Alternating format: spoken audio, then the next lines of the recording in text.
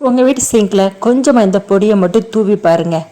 அப்புறம் பாருங்கள், உங்கள் வீட்டு சிங்க் அப்படி பளபளன்னு மின்னும். இந்த பொடியை கொஞ்சமாக தூவி உங்கள் வீட்டு சிங்கை கழுவுனீங்க அப்படின்னா நீங்கள் பல மாதத்துக்கு உங்களோட சிங்கை கழுவே வேண்டாங்க. அப்படி ஒரு மேஜிக்கான பொடி தாங்க இது. இதான் எங்கள் வீட்டு சிங்க்கு எப்படி இருக்குது பாருங்கள். அந்த டேப்லேருந்து உங்களுக்கு வந்து எல்லாமே காமிக்க. டேப்பில் நிறைய உப்பு கரை பிடிஞ்சி போயிருக்கு. அப்புறம் சிங்க்குக்கு பக்கத்தில் உள்ள இடம் ஃபுல்லாகவே நிறைய உப்பு கரை பிடிச்சி போயிருக்கு. சிங்க்கும் பாருங்கள் ஒரு க்ளீனாகவே இல்லாமல் ஒரு மாதிரி உப்பு கரை பிடிச்சிருக்கு. இதுக்கு நான் சொல்கிற இந்த பொடியை ப்ரிப்பேர் பண்ணி நீங்கள் ரெடி பண்ணி வச்சுக்கிட்டீங்க அப்படின்னா உங்களுக்கு காசே செலவில்லாமல் சூப்பராக உங்கள் வீட்டு சிங்கை க்ளீன் பண்ணலாம். அதுக்கு நான் இன்றைக்கி ஒரு பவுல் ஒன்று எடுத்திருக்கேங்க.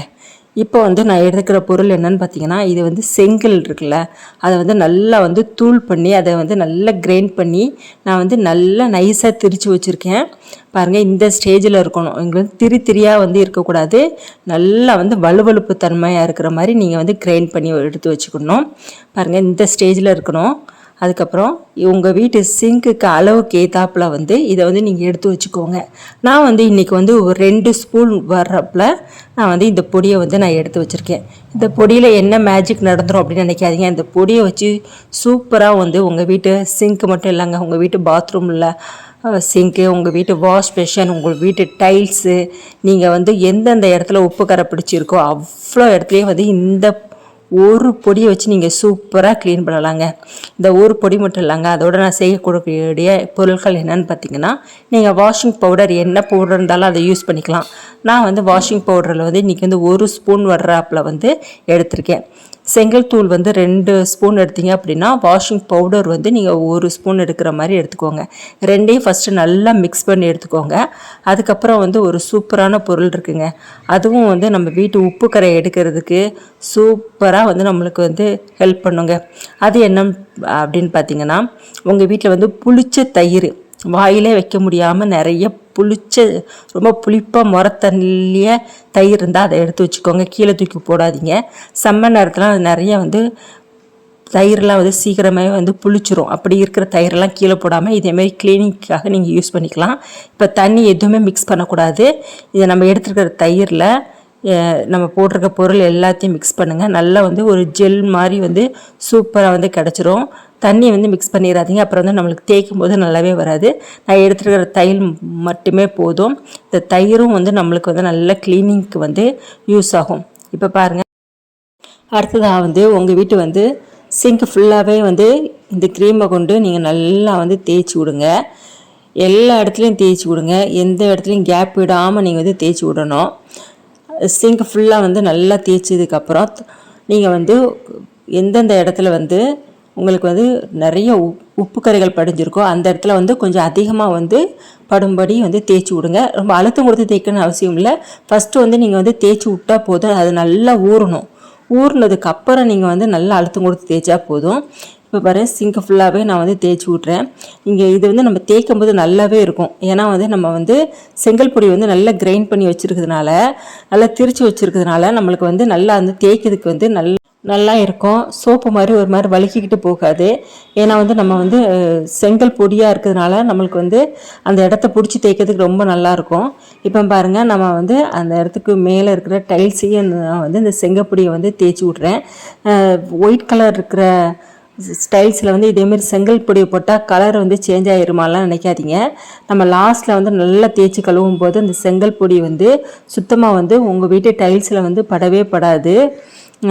சுத்தமாக ஆயிரும், நீட்டாக க்ளீன் ஆயிரும். அந்த கரை எதுவுமே படாது. இப்போ பாருங்கள், ஒயிட்டாக இருக்கிற எந்த இடத்துல அதிகமான உப்பு கரைகள் இருக்கோ அந்த இடத்துல ஃபுல்லாகவே கொஞ்சம் அதிகமாக படுற மாதிரி நான் தேய்ச்சி விட்றேன். தேய்ச்சி விட்டுட்டு அதுக்கப்புறம் நான் ஒரு அரை மணி நேரம் ஊற விடுவேன். உங்கள் வீட்டு பாத்ரூமோ உங்கள் வீட்டு டைல்ஸோ எந்த இடத்துக்கு இந்த பொடியை நீங்கள் யூஸ் பண்ணாலும் அதிகமான உப்பு கரைகள் இருந்தால் நம்ம கொஞ்சம் நேரம் ஒரு அரை மணி நேரத்துலேருந்து ஒரு மணி நேரமாவது அதை ஊற வச்சிடணும். அப்போ தான் நம்மளுக்கு நல்லா ஊறி அந்த உப்பு கரைகள் எல்லாம் போகும். உடனே நம்ம தேய்ச்சிட்டோம் அப்படின்னா, ஊற வைக்காமல் நம்ம உடனே தேய்ச்சி எடுத்தோம் அப்படின்னா நம்மளுக்கு அதிகமான ரிசல்ட்டை எதிர்பார்க்க முடியாது. அழுக்குன்னா அந்த போகுமே தவிர அந்த உப்பு கரைகள் வந்து சீக்கிரம் போகாது.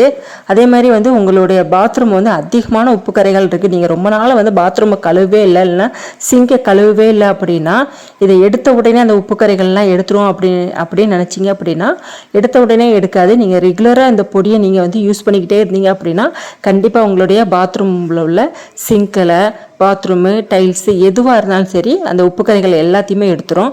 இப்போ பாருங்கள், நான் எல்லா இடத்துலையும் வந்து நான் அப்ளை பண்ணிட்டேன். டைல்ஸு, வாஷ் பேஷன், அப்புறம் வந்து அந்த பைப்பு, அதுக்கப்புறம் வந்து இருக்கிற எல்லா இடத்துலையுமே வந்து நான் வந்து அப்ளை பண்ணிட்டேன். இப்போ வந்து ஒரு அரை மணி நேரம் வந்து நல்லாவே விட்டுருங்க.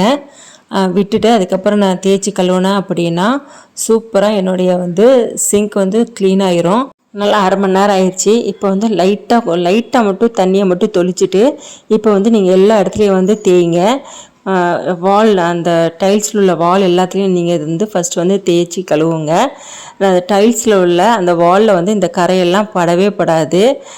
இப்போ பாருங்கள், நான் வந்து நல்லா வந்து தேய்ச்சிட்டேன். இப்போ ஃபஸ்ட் டைமில் அந்த கரை இருக்கிற மாதிரி இருக்குது. ரெண்டாவது டைமில் நீங்கள் வந்து ஒரு ஸ்க்ரப் பண்ணிங்க அப்படின்னா சுத்தமாக வந்து அந்த கரைகள் வந்து இருக்கவே இருக்காது, சுத்தமாக வந்து ரிமூவ் ஆயிரும். அழுக்கு வந்து சுத்தமாக இல்லவே இல்லை. பாருங்கள் எவ்வளோ பளிச்சுன்னு அந்த இடம் இருக்குது பாருங்கள்.